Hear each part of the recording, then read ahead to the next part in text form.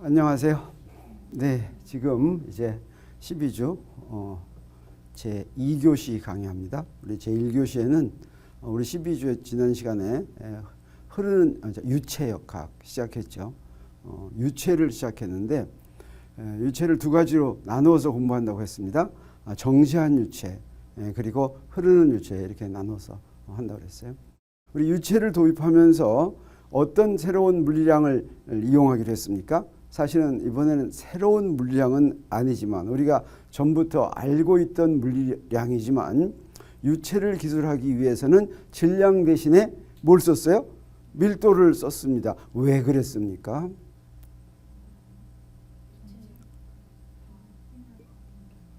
네, 그렇죠. 그 힘의 효과가 그 유체 전체에 전달되는 게 아니었죠. 강체의 경우에는 또 고체의 경우에는 힘의 효과가 물체 전체에 전달되어서 전체의 질량이 관성의 역할을 했는데 유체의 경우는 그렇지가 않았습니다. 그래서 질량을 생각하기보다는 밀도를 생각해야지 됐어요. 또 힘도 힘 대신에 무엇을 이용했습니까? 압력을 이용했죠. 왜 그랬냐면 유체의 작은 부분에 힘 작용하는 것은 유체의 운동 변화에 전혀 영향을 주지 않았어요. 그래서 넓은 범위에서 유체의 힘에 영향을 줘야지 됐죠. 그래서 압력을 생각했습니다. 그랬더니 정지한 유체에서는 어떤 일이 있었냐면 유체 내부의 압력이 전부 다 같았습니까? 틀렸습니까? 틀렸습니다. 유체 내부의 압력이. 어땠습니까? 근데 만약에 그 유체가 어디 있다면 저 우주 한복판에 중력장이 없는 곳에 있다면 다 같을 수도 있는데 중력장 때문에, 다시 말하면 중력에 의한 유체의 무게 때문에 유체 내부의 압력이 달랐죠. 그래서 유체 내부의 정지한 유체 내부의 압력은 우리 무엇으로 쉽게 계산할 수가 있었냐면 무슨 원리로 쉽게 계산할 수 있었습니까? 파스칼의 원리로 쉽게 계산할 수가 있었죠. 그래서 이 파스칼이 압력의 단위로도 사용이 됐습니다. 그래서 SI 단위계의 압력의 단위로 파스칼이 이용이 됐죠. 그러면 파스칼의 원리는 파스칼이 혼자서 만들어낸 것이라고 할 수 있지만 그 원리는 알고 봤더니 어디서 나온 거였습니까?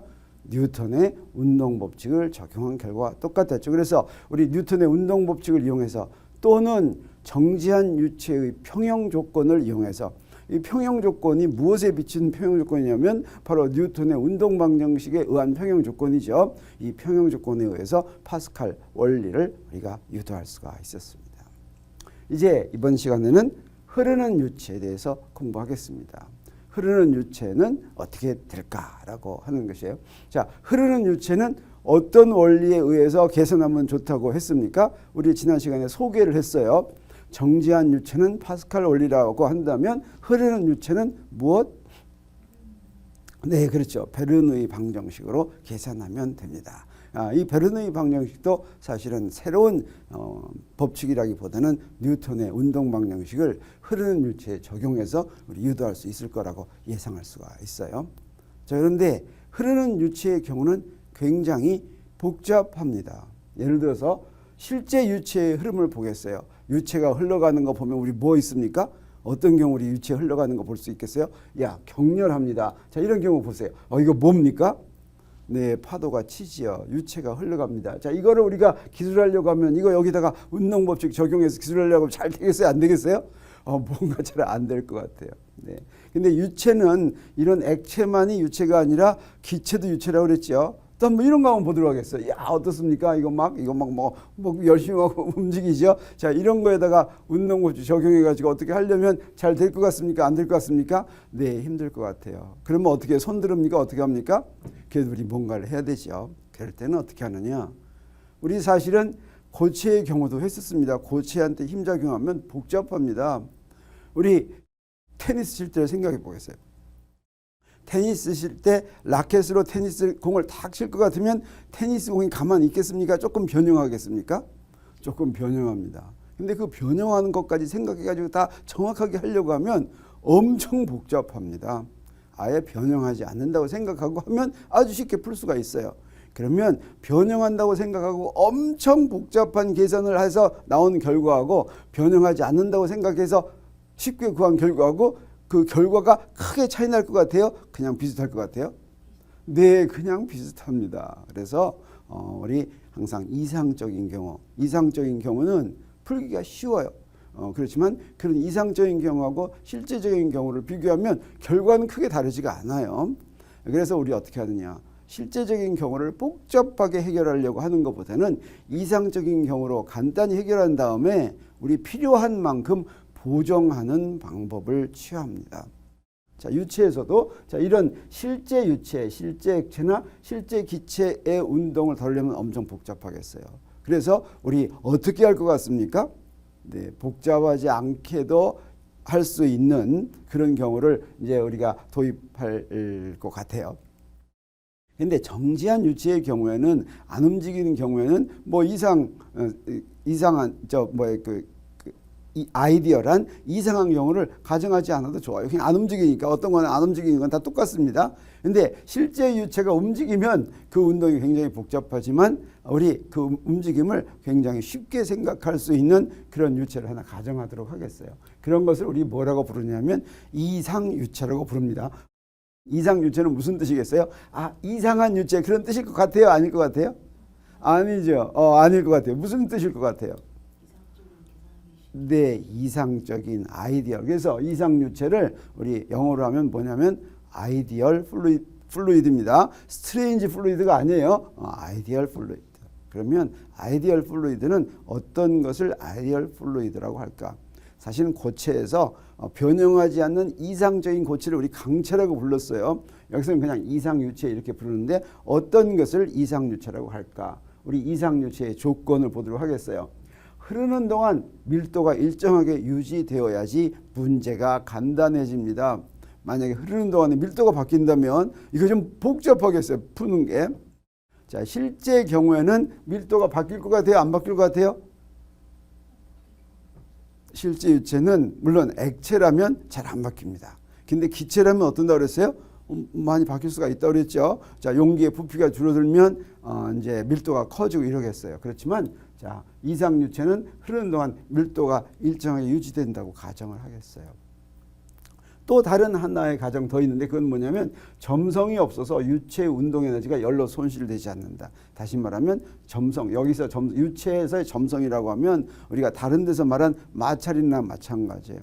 마찰에 의한 에너지 손실이 없다. 마찰에 의해서 에너지 손실이 되면 그 에너지가 뭘로 바뀝니까? 열 에너지로 바뀌죠. 그래서 열로 손실되지 않는 그런 두 가지 조건을 만족하는 유체를 우리 이상유체라고 합니다.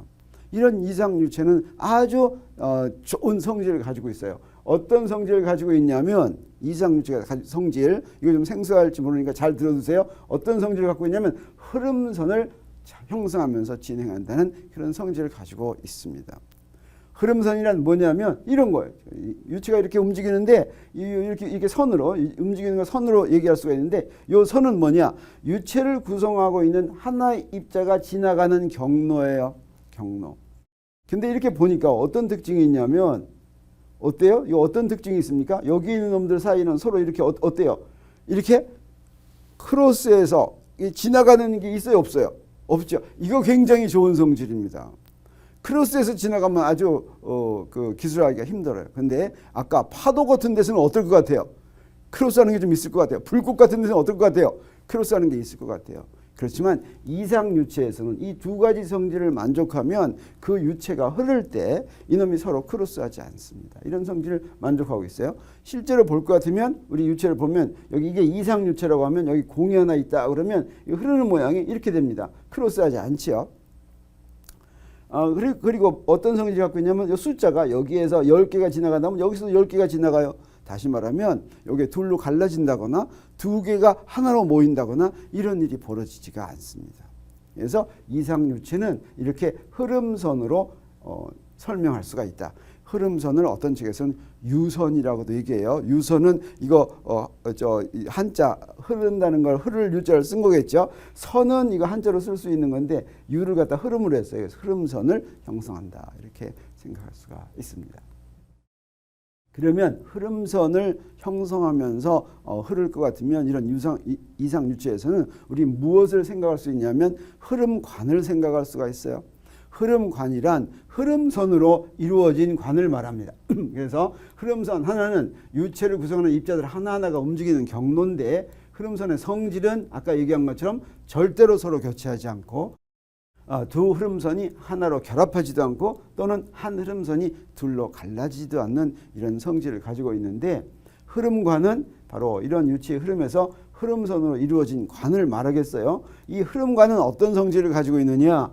이런 중요한 성질을 가지고 있어요. 흐름관의 내부의 유치가 흐름관 외부로 절대로 나가지 않는다. 우리 예상할 수가 있겠어요? 흐름선의 이 성질만으로 예상할 수가 있겠어요?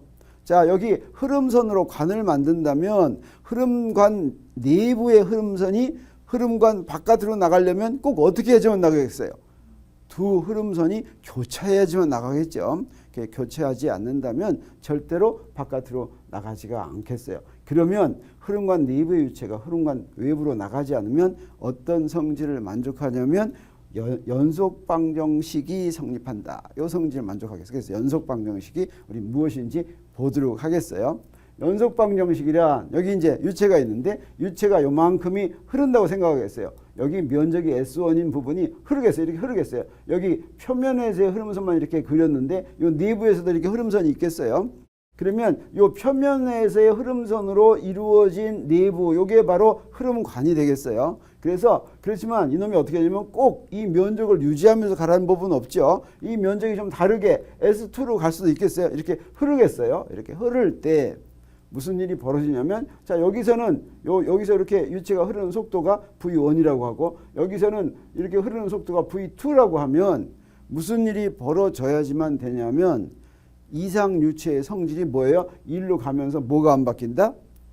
밀도가 안 바뀐다라고 하는 게 첫 번째 성질이죠. 그걸 이용하겠어요. 그래서 dt 동안에 S1을 통과한 질량이 얼마냐 보면 dt 동안에 가면 V1으로 간 거리는 뭐가 돼요? V1으로 dt 동안 간 거리는 V1 dt 이렇게 되겠죠. 그러면 여기에 밑면이 S1이고 V1 dt만큼 갔으면 그거의 부피가 얼마가 돼요? 그 부피가 바로 S1 V1 dt 이렇게 되겠어요. 거기다 밀도 곱한 게 바로 뭐예요? 요 부분의 질량이 되겠죠. 요 부분의 질량. 그 다음에 그 똑같은 시간 동안 여기를 지나간 S2를 통과한 것은 아까 여기 한 것처럼 로 S2 V2 dt 이렇게 되겠어요. 근데 요 밀도가 안 변한다면 여기서 요만큼 들어간 거는 여기서 어떻게 해야 되겠어요? 이 질량이 전부 다 일로 나와야 되겠죠. 그래서 우리 어떤 성질이 성립하냐면 DM1이 DM2라는 성질이 성립해야지만 됩니다. 그럼 요거 두 개 같다고 놓고 보겠어요. 그러면 로하고 DT는 역시 같으니까 뭐가 성립하겠어요? S1 V1은 S2 V2다. 그래서 여기에서 면적과 속도를 곱한 것과 여기서 면적과 속도를 곱한 것은 같다. 우리 이렇게 놓으면 항상 어떻게 쓸 수가 있어요?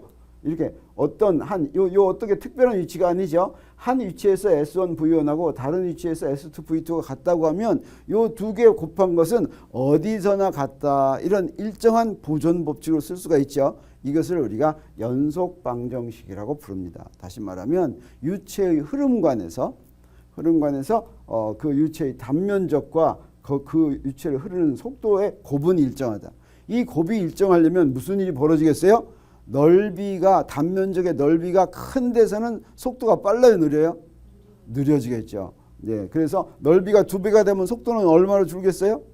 2분의 1로 준다라고 하는 걸 알 수가 있겠어요. 그래서 우리가 다른 말은 어떻게 얘기할 수가 있냐면 단면적과 그 단면적을 통과하는 유체의 속도는 서로 무슨 관계에 있다? 서로 반비례한다. 뭐 이렇게 쓸 수가 있겠어요. 이것은 어떤 유체의 성질이냐면 흐름선을 형성해야지만 이런 일이 벌어지겠죠. 또 밀도가 일정해야지만 이런 일이 벌어지겠죠. 그래서 이것은 이상유체의 성질이다라고 하는 것을 우리가 알 수가 있습니다. 그러면 연속방정식을 적용하는 연습문제 한번 풀어보도록 하겠어요. 연습문제 11의 3 문제예요. 자, 여기 이거 뭐 같아요? 사람입니다. 여기 심장에서 이렇게 동맥이 나와요. 근데 대동맥이 있다고 그래요. 심장에 대동맥이 나오는데 대동맥 옆에는 조그만 간선 동맥이 있는데 간선 동맥이 몇 개냐면 32개가 있다고 그래요. 32개. 그래서 문제입니다. 대동맥의 반지름은 대동맥 단면의 반지름은 1cm라고 하겠어요. 그런데 그 대동맥에서는 시속 1km로 피가 흐른다고 하겠어요. 그러면 간선 동맥에서 피가 흐르는 속도는 얼마일까라고 물어보는 게 문제예요. 근데 혈액은 사실은 이상유체겠어요? 이상유체 아니겠어요? 이상유체 아니에요. 이상유체 아니에요. 그렇지만 이상유체라고 하고 계산하면 그 결과가 거의 비슷하게 맞아 떨어지겠어요? 안 맞아 떨어지겠어요? 네, 딱 맞겠어요? 딱 맞지 않겠어요? 딱 맞진 않아요. 조금 틀려요. 그렇지만 그 틀린 부분이 그렇게 많지가 않아서 우리 이상유체라고 생각하고 풀어도 큰 상관이 없다라고 하는 거죠. 그러면 간선동맥은 어떠냐? 간선동맥은 반지름은 5분의 1로 떨어져요. 5분의 1로 떨어져. 그러면 V2는 얼마가 될까? 그러면 간선동맥은 5분의 1로 떨어졌으니까 이거 어떻게 됩니까? 속도가 어떻게 되겠어요? 더 빨라지겠어요? 더 느리게지겠어요? 네, 그냥 언뜻 생각하면 더 빨라질 것 같은데 여기는 간선동맥은 하나만 있는 게 아니라 대동맥 하나에 대해서 간선동맥이 32개가 있어요. 이 32개를 고려해야지 되겠어요. 그래서 그걸 고려해서 계산을 해보도록 하겠어요. 어렵지 않죠. 그래서 단면적하고 속도는 서로 반비례한다라고 하는 걸 이용할 것 같으면 자 이거 이용하는 거예요. 그래서 둘 사이의 B는 여기 V2는 S2분의 S1 V1 하면 되니까 S2는 어때요? 파이 R2 제곱인데 이게 32개가 있어요. 그 다음에 S1은 파이 R1 제곱 여기다 V1 곱했어요. 그래서 32에 파이는 다 지워지니까 32 곱하기 0.2 제곱에 1제곱. 사실 이거는 꼭 뭐예요? 무슨 단위 어떤 거 이렇게 비례식 할 때는 단위가 같은 단위만 쓰면 돼요. 서로 상쇄되니까. 그러면 어떻게 돼요? 여기 1km/h 시속 1km 나왔으면 뭐 나왔냐면 계산 쫙 해보니까 얼마 나왔냐면 0.78km/h 시속 0.78km. 그래서 어때요? 간선동맥하고 대동맥에 흐르는 속도가 어떻습니까? 뭐 조금 더 느리지만 비슷하다 이런 결과가 나왔어요. 그래서 연속 방정식만 가지고도 우리 유체에 대해서 아주 많은 사실을 알 수가 있습니다. 그리고 이제 드디어 흐르는 유체, 이상유체, 이 베르누이 방정식은 사실은 이상유체에 적용되는 방정식이 되겠어요. 흐르는 유체에 대한 뉴턴의 운동 방정식 적용한 것을 보도록 하겠어요. 이걸 하기 위해서는 우리 어떤 걸 생각하냐면 자 이게 뭡니까 이거 뭐겠어요? 흐름관이에요. 이런 흐름관을 생각하겠어요. 유체에서 여기서 흘러서 일로 가겠어요. 자 높이도 달라졌어요. 여기 단면적도 달라졌어요. 이렇게 달라졌어요. 이랬을 때 우리 먼저 요 부분이 이렇게 흘렀을 때 여기는 조금 더 많이 나오겠죠. 그래서 요 부분으로 이렇게 흘러갔다. 요 굵은 선으로 그려진 부분이 여기 가는 선으로 그려진 부분으로 이렇게 흘러갔다라고 할 때 요 놈들을 여기에 나오는 물리량들을 어떻게 정리하냐면 어떤 기준점을 하나 정하겠어요. 여기에 우리 무엇을 집어넣어야지 되냐면 포텐셜 에너지를 계산해야 되기 때문에 포텐셜 에너지 기준점 하나 정하겠어요. 이거 아무렇게나 정해도 좋죠. 적당한 곳 정했어요. 적당한 곳에 대해서 요 부분은 높이가 얼마라고 생각하냐면 가운데까지 높이가 y1이다. 이쪽 부분은 y2다. 이렇게 생각하겠어요. 높이가. 그 다음에 여기에서 요 부분의 속도는 v1이다. 이쪽의 속도는 v2다. 지금 요거만 보고서 단면적이 다르니까 v1하고 v2가 같을 것 같아요? 다를 것 같아요? 다를 것 같아요. 어느 쪽이 더 빠를 것 같아요? 네, v2가 더 빠를 것 같아요. 자, 연속 방정식은 뉴턴의 운동 방정식과 관계 있을 것 같아요? 없을 것 같아요? 연속 방정식에는 지금 우리 뉴턴의 운동 방정식 안 썼어요. 단지 뭐 썼어요? 밀도가 같아서 여기서 작은 데로 나오는 건 더 많이 흘러나오는 게 아니라 흘러나오는 질량은 같다라고 하는 것만 썼어요. 흘러나오는 질량이 같으려면 속도가 빨라야 됐죠. 자, 그것만 썼습니다. 근데 여기에 또 뭐도 있냐면 압력도 있어요. 이렇게 유체가 쭉 흐르면 유체 내부에 압력이 있죠. 그 유체 내부의 압력을 어때요? 요 부분을 보면 유체 내부의 압력은 모든 방향에 작용하죠. 그래서 이 부분을 생각하면 유체의 압력이 이쪽으로 작용한다. 이렇게 생각할 수 있어요. 자, 그다음에 여기서는 이걸 P1이라고 그러고 여기서는 어때요? 이 부분을 생각하면 이쪽으로 작용한다고 생각할 수 있어요. 요거를 P2라고 하겠어요. P2라고. 그러면 요놈들 사이의 관계 P1, Y1, V1 요놈들 사이의 관계를 우리 뉴턴의 운동 방정식으로 유도하려고 합니다. 그러면 그 결과가 베르누이 방정식이 되겠어요. 자, 보면 결과는 어떻게 되냐면 이렇게 돼 있어요. 이건 무슨 얘기예요? 여기 P1 더하기 로G Y1 더하기 2분의 로 V1 제곱은 여기서 계산한 거예요. 그러면 여기서 똑같은 거 계산한 거 하고 같다라고 하는 것입니다. 이렇게 같으면 이걸 어떻게 쓸 수도 있겠어요? 1, 2 이거 띄워버리고 어떻게 쓰면 되겠어요? 이렇게 써도 되겠죠? P 더하기 로 GY 더하기 2분의 로 V 제곱은 1정 이렇게 쓸 수 있겠어요. 이랬을 때 여기서 아주 중요합니다. 이 Y는 내가 적당히 정한 기준 위치로부터의 높이예요. 밑으로 내려가면 마이너스가 되겠어요. 자, 이것과 비슷한 것을 우리 이 파스칼의 원리에서는 어떻게 했습니까? 기준점을 어디로 잡았어요? 맨 위에 표면으로 잡았어요. 표면에서의 깊이 이렇게 있죠. 근데 이건 표면에서 깊이가 아니라 어떤 기준점에서부터의 좌표 높이예요. 위쪽을 플러스 방향으로 잡았어요. 그랬을 때 이렇게 된다라고 하는 것을 우리 여기서 유의하면 좋겠어요. 이게 베르노이가 19세기에 유도한 거예요. 베르노이가 이건 베르노이도 이미 뉴턴의 운동 방식을 알기 때문에 에너지 보존 법칙으로부터 이걸 유도했어요. 그러니까 뉴턴의 운동 법칙으로 유도하는 것이랑 마찬가지가 되겠어요. 그래서 이거 베르노이 방정식이라고 하는데 우리도 이것을 이제 유도를 할 예정입니다. 근데 이 베르노이는 어때요? 18세기 사람이에요. 18세기 사람인데 18세기의 네덜란드 물리학자인데 베르누이는 사실은 누구냐고 할 때 베르누이 방정식은 다니엘 베르누이다라고 요 앞에까지 요 이름까지 요 성이고 이름까지 말하는 게 사실은 좋을지도 몰라요. 왜 그러냐면 요 베르누이 근처에 유명한 수학자 물리학자가 4명이나 있어요. 근데 요 사람은 다니엘 베르누이가 베르누이 방정식을 만들었고 아버지 요한 베르누이는 수학에서 유명한 사람이에요. 해석하기 초석을 놓은 사람.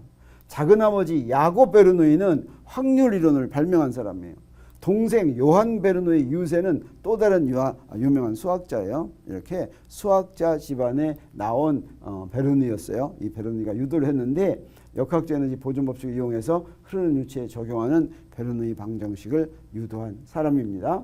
자, 그래서 이 베르누이 방정식 한번 유도해 보도록 하겠어요. 잘 되는지 보겠어요. 자, 이렇게 있으면 먼저 어떻게 합니까? 뭐부터 생각해 보냐면 요 부분부터 생각하겠어요. 요 부분에서 델타 t 동안 v1 델타 t만큼 왼쪽은 여기서 v1 요 길이가 얼마냐면 v1 델타 t만큼 하겠어요. 요 부분은. 그다음에 오른쪽은 여기가 v2 델타 t가 되겠어요. 그래서 여기에 dt만큼의 움직인 부분이라고 하겠어요. 그래서 여기서는 요만큼 움직이고 여기서 요만큼 움직였어요. 자, 요 두 부분을 보겠어요. 요 두 부분. 그러면 요 부분의 각 부분의 질량을 보면 요 부분의 질량은 얼마냐? 요 부분의 질량은 뭐하고 같아요? 요 부분의 부피에다가 뭘 곱하면 돼요? 밀도를 곱하면 되겠어요. 그러면 이 부분의 질량은 뭐가 되냐면 로 아까 한 거나 마찬가지죠. 로 S1V1 요게 부피죠. 그래서 요게 그다음에 S1V1 델타 T가 이게 부피예요. 여기다 로 곱하니까 델타 M1이 됐어요. 오른쪽은 델타 M2는 로 S2V2 델타 T 이렇게 되는데 이 델타 M1하고 델타 M2는 계산해보나 마나 어때야 돼요? 같아야지 되겠어요. 그래서 두 개는 같겠어요. 그걸 우리가 이용하겠어요. 그래서 연속 방정식이 성립하면 요 놈하고 요 놈 보면 여기서 요 두 개가 같아야 되니까 두 개 같죠. 우리 아까 한 거예요. 그래서 요거는 델타 M 이렇게 놓겠어요. 그래서 요 부분의 질량은 델타 M, 요 부분의 질량도 델타 M이에요.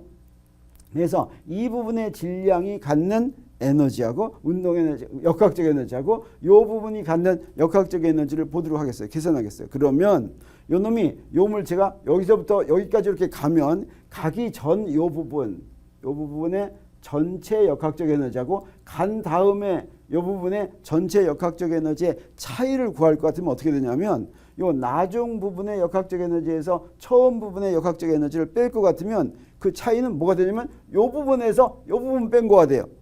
요 가운데 건 공통이죠. 이건 상쇄돼요. 자, 우리 그거 계산하겠어요. 그래서 우리 각 부분의 역학적 에너지를 계산하는데 왼쪽 부분은 어떻게 돼요? 여기가 델타 M이 질량이니까 델타 M1이지만 델타 M하고 같아요. 2분의 1 델타 M V제곱, V1제곱 그 다음에 델타 M MGH죠. 여기서 높이니까 MGH 이렇게 되겠어요. 델타 M은 같으니까 요거 델타 M이니까 뽑으니까 이렇게 됐어요.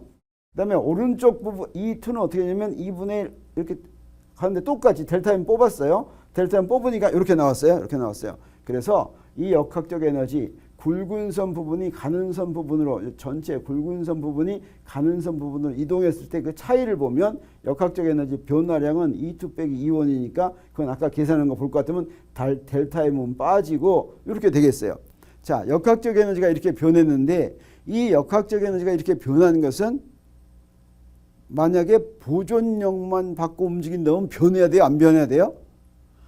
안 변해야 되죠. 이게 변했어요. 변한 거는 어떤 부분 때문에 그러겠어요?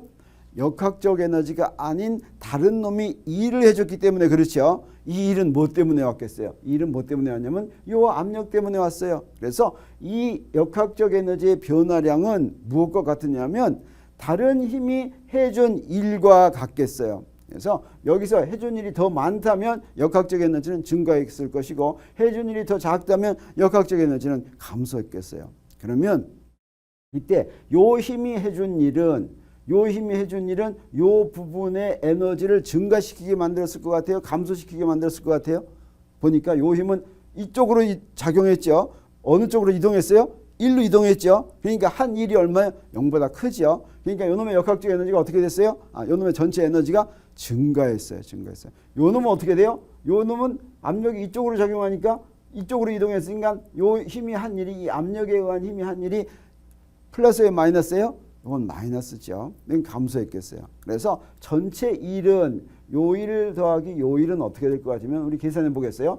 왼쪽 단면의 압력 P1에 의한 힘은 뭐냐면 요 압력에다 넓이 곱한 거예요. 요 놈이 한 일은 요 거리 곱하면 되겠어요. 그래서 P1하고 S1 요거 힘이고 거기다 거리는 V1 델타 T죠. 이렇게 곱했어요. 이게 바로 W1인데 요 놈을 우리가 어떻게 바꿀 수가 있냐면 여기서 아까 보세요.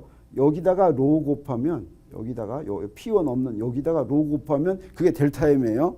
그건 뭐냐면 델타 M으로 쓰고 로로 나누면 되겠어요. 그래서 요거는 어떻게 쓸 수가 있냐면 P1 델타 M 하고 로로 나눴어요. 로는 다 똑같죠. 그대로 놔뒀어요.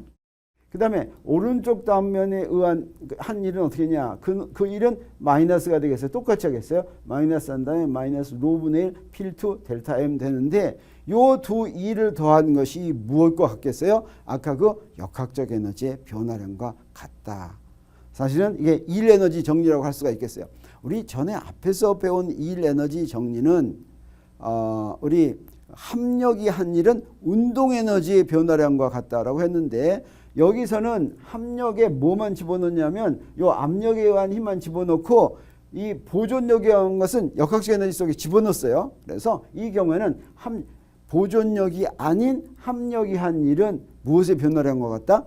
역학적 에너지의 변화량과 같다. 라고 하는 일 에너지 정리를 조금 변형시킨 일 에너지 정리를 여기서 사용했다라고 생각하면 되겠어요. 자, 그래서 그걸 조금 더 해볼 것 같으면 여기에 그림 부분에 합력이 한 일은 아까 계산한 거죠. 이렇게 됐어요. 여기다. 그래서 이놈하고 아까 계산한 역학적 에너지 변화량과 같다라고 놓으면 되겠어요. 그래서 일 에너지 정리 같다. 즉 W는 델타 E와 같다라고 하는 걸 쓸 것 같으면 아까 W는 이거였죠. 델타 E는 이거였어요. 근데 여기 델타 M이 있으니까 이걸 쫙 상쇄할 것 같으면 뭐가 나오냐면 우리 아까 본 이게 나와. 이게 똑같죠. 아까 이게 바로 뭐냐면 베르노이 방정식이에요. 이것처럼 이거 베르노이가 바로 이런 방법으로 유도를 했어요. 이렇게 역학적 에너지 보존 법칙을 이용을 해서 우리 베르노이 방정식을 유도했는데 이렇게 베르노이 방정식을 역학적 에너지 보존 법칙을 유도했다라고 하는 것은 바로 뉴턴의 운동 방정식으로 베르노이 방정식을 유도했다라고 하는 것과 똑같은 말이죠. 네. 그러면 이제 베르노이 방정식을 한번 여러 곳에 한번 적용을 해보도록 하겠습니다. 먼저 어디에 적용하냐? 정지한 유체에 적용하겠어요. 베르노이 방정식은 정지한 유체에 적용할 수 있어요, 없어요? 네, 있어요, 없어요? 네, 없을 것 같은 이런 생각이 들지요. 근데 자, 우리 베르노이 방정식 볼 것 같으면 거기에 정지했는지 움직이는지 하는 항이 어떤 항이냐면 거기에 어떤 항이냐면 뭐예요? 압력항이 있고 속도항이 있고 높이항이 있고 그렇죠. 근데 속도항의 부위에다가 0 집어넣으면 그게 바로 뭐가 되겠어요? 그게 바로 정지한 유체가 되겠어요. 그래서 베르노이 방정식 중에서 이 중에서 요 항, 요 V제곱이 있는 항이 없어지면 0이 되면 그게 바로 뭐가 돼요? P는 0이면 P는 로지와이는 일정 이렇게 하면 이게 바로 정지한 유체에 적용한 베르노이 방정식이겠죠. 그러면 이 정지한 유체에 적용한 베르노이 방정식은 정지한 유체에 대한 그 방정식인 파스칼 원리하고 같은 내용이겠어요? 다른 내용이겠어요? 같은 내용이어야 되죠. 그래서 우리 파스칼 원리 보니까 파스칼 원리는 이렇게 생겼어요. 자, 이게 바로 정지한 유체 내부의 압력인데 이게 정지한 유체 내부의 압력이에요. 어때 이거 같은 것 같아요? 틀린 것 같아요? 같은 것 같아. 네. 네, 같은 것 같지요. 뭐 같아질 것 같아요. 그렇지만 엄밀하게 같은 것 같지는 않아요. 왜 같지 않냐면 여기에는 이 H하고 여기에는 Y하고 이게 의미가 좀 달라요. 그래서 이 의미를 통일시키면 같지 않을까 이런 생각이 들어요.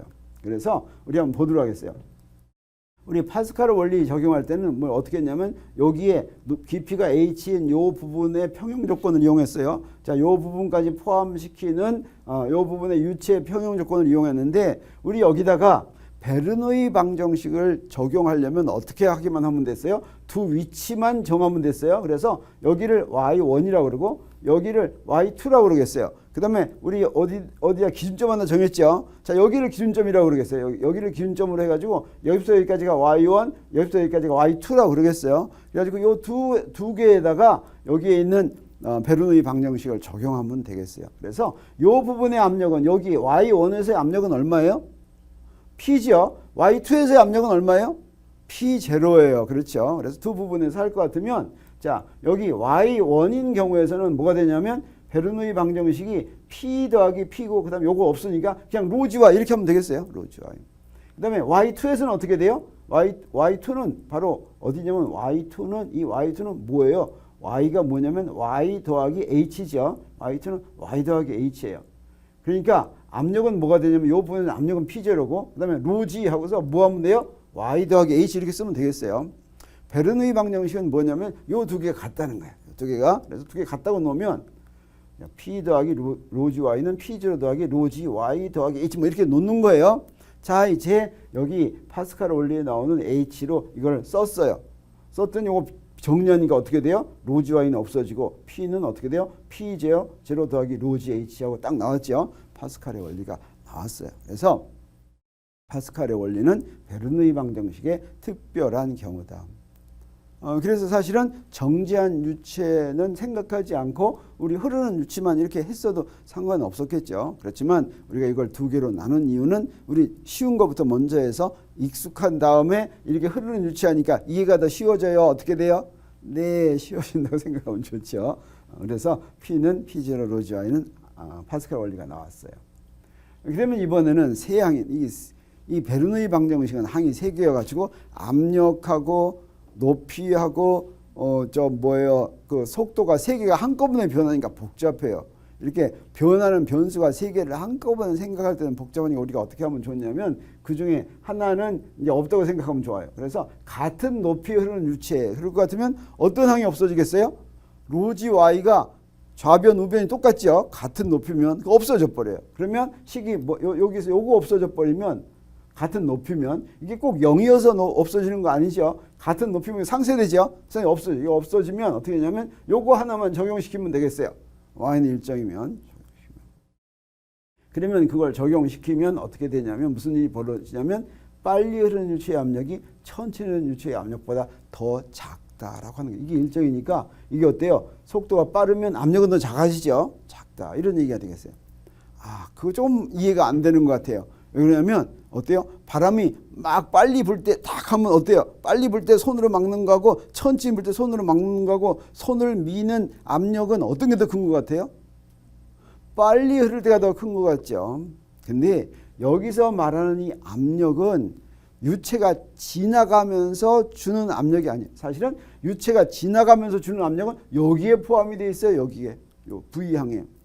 이거는 어떤 압력이냐면 그 유체가 정지해 있다고 생각하더라도 느끼는 압력이에요. 다시 말하면 유체가 이렇게 흐르고 있을 때 그 흐르는 부분을 쫓아가면서 봐요. 손가락 놓고 쫓아가면서 이렇게 봐요. 그러더라도 손가락을 누르는 힘이 있겠어요? 없겠어요? 그러더라도 마치 정지한 유체에서 생기는 압력과 같은 그 압력이 있겠어요? 이게 바로 그 압력이에요. 그 압력이 작아진다라고 하는 뜻이 되겠어요. 그러면 여기서 볼 때 여기서 흐르는 압력은 여기다 손 놓으면 압력 크게 작용하겠죠. 압력. 이때 어떤 방향, 이 정지한 압력, 요 압력은 어떤 압력이냐면 여기서 이쪽으로 작용하는 압력이 되겠어요. 자, 이쪽으로 작용하는 압력, 이거는 이쪽이 해당하는 거겠어요. 이쪽으로 작용하는, 여기를 이렇게 누르는 압력. 자, 여기서 여기를 이렇게 누르는, 유체 표면을 볼 것 같으면, 유체에서, 여기서 이렇게 누르는 압력은 이쪽 압력 때문에 이건 흐르겠어요. 그렇지만 이렇게 누르는 압력은 흐르는 압력하고 관계가 없죠. 자, 그 압력을 얘기하겠어요.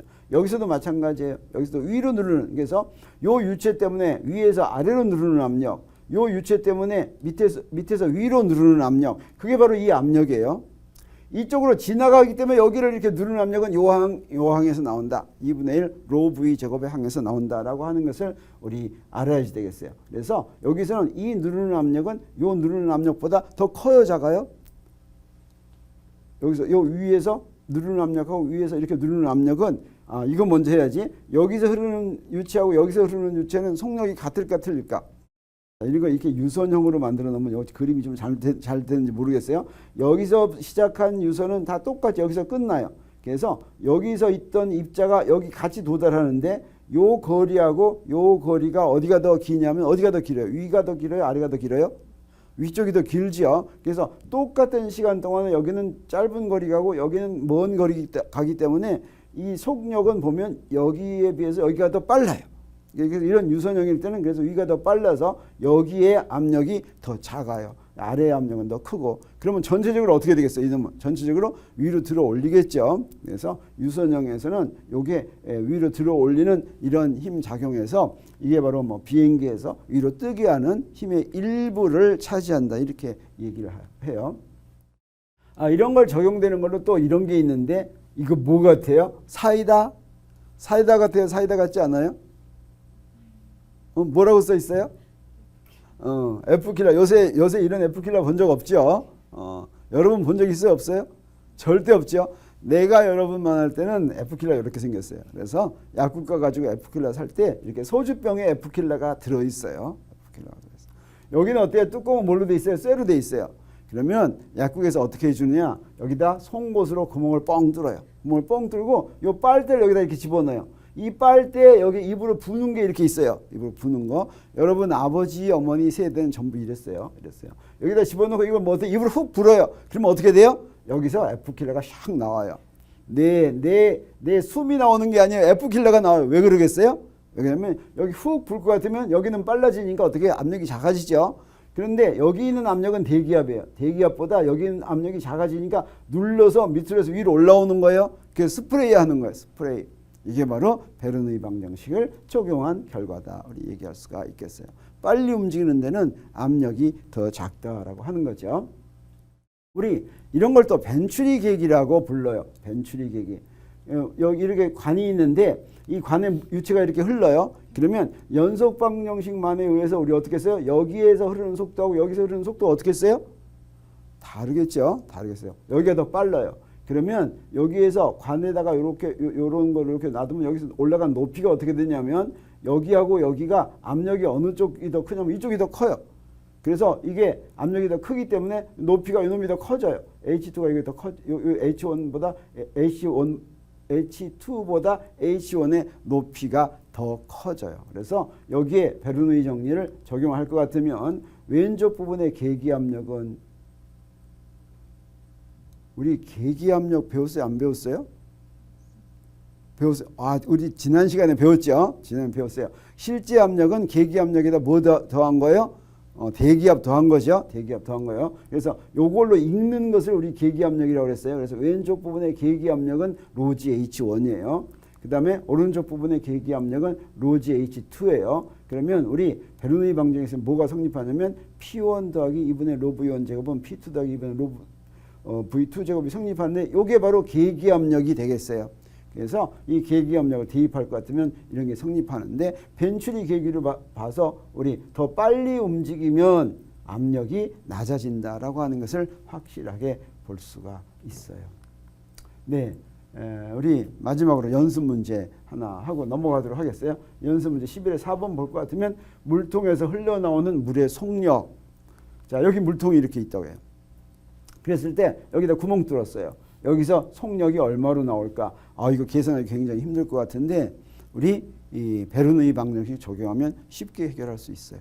베르누이 방정식을 적용하기 위해서는 어때요? 두 위치를 선정하죠. 여기서 위치를 어디 선정하냐면 여기하고 여기 이렇게 두 위치를 선정하겠어요. 그래서 두 위치에서 물통에 담긴 물의 높이가 y일 때 바닥에 뚫린 구멍에서 흘러나오는 속력을 구하라고 하는 게 문제라고 한다면 A1과 A2에서 베르누이 방정식 비교하는데 A1에서의 압력은 여기서는 압력은 얼마냐면 대기압하고 붙어있죠. 대기압이에요. P0예요. 속력은 얼마냐?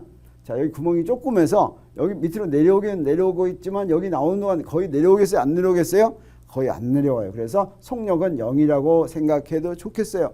그 다음에 위치는 어떻게 하냐? 기준점을 여기로 잡겠어요. 그러면 높이가 여기 y라고 하면 되겠어요. y. 그러면 베르누이 방정식의 좌변이 되죠. 그 다음에 A2에서는 어떠냐? 압력은 어떠냐? 여기서 압력은 얼마겠어요? 여기서 압력은? 네, 이것도 대기압이에요. 왜 그러냐면 이거 공기에 노출돼 있어요. 공기에 노출돼. 여기서 대기압이에요. P2. 속력은 어떠냐? V2는 V예요. 여기서는 속력 V. 위치는 어떠냐? 0이에요. 그래서 이 두 개를 집어넣을 것 같으면 베르누이 방정식이 어때요? 좌변은 P0 더하기 로지 Y. 속력은 없죠. 그 다음에 여기는 P0 더하기 2분의 1 로 V 제곱. 양쪽이 다 압력은 P0다. 같다고 놓을 수가 있겠어요. 그럼 여기서 바로 V는 루트 GY다라고 하는 것을 우리 구할 수가 있습니다. 네, 질문 있어요? 네, 이거 잘못했네요. 여기 이가 빠졌네요. 네, 이거 왜 빠졌지? 이거 빠졌어요. 네. 네, 그러면 정리하겠어요. 이상유체란 흐르면서 밀도가 바뀌지 않고 점성이 0인 점성이 없는 유체이다. 이상유체의 성질이었죠. 그랬을 때 이 이상유체는 흐르면서 흐름선을 형성하는데 흐름선이란 절대로 교체하지 않고 결합되거나 분리되지 않는다. 결합된다고 하는 것은 두 흐름선이 하나로 되지 않고 분리된다는 건 흐름선 하나가 둘로 나뉘지 않는다라고 하는 뜻이 되겠어요. 그렇다면 그런 흐름선으로 이루어진 관을 흐름관이라고 하는데 흐름관 내 유체는 절대로 흐름관 바깥으로 나가지 않는다라고 하는 거 우리가 알죠. 그 다음에 이상유체의 흐름관에서는 연속 방정식이 성립해요. SV는 일정. 이거는 뉴턴의 운동법칙과는 상관이 없고 흘러 들어간 질량과 흘러나온 질량이 같다는 일종의 질량 보존 법칙이다라고 얘기할 수가 있겠어요. 그 다음에 또 뭘 배웠냐면 이상유체의 흐름관에서는 베르누이 방정식이 성립한다. 그래서 이 베르누이 방정식은 이상유체에 대해서 성립하는 것인데 우리 이거 노상 어디다 적용해요? 실제 유체에다 적용해요. 그런데 적용하면 안 돼요. 안 될지도 모르지만 그 차이가 어때요? 많지가 않다라고 하는 거예요. 그래서 베르누이 방정식은 흐르는 유체에 적용한 뉴턴의 운동 방정식 같은 내용인데 베르누이 방정식에서 V는 제로로 놓으면 뭐가 돼요? 파스칼 원리가 됐었죠. 네, 그래서 오늘 흐르는 유체에 대한 공부는 이것으로 마치도록 하겠어요. 그러면 1시간 더 남았는데 다음 시간 뭐 할 것 같아요? 이제 유체 그만할 것 같아요? 유체 계속 할 것 같아요? 네, 실제 유체를 해보도록 하겠어요. 근데 실제 유체는 이상 유체에서 뭐를 없앤 게 실제 유체가 되겠어요? 이상 유체의 조건 몇 가지가 있었어요?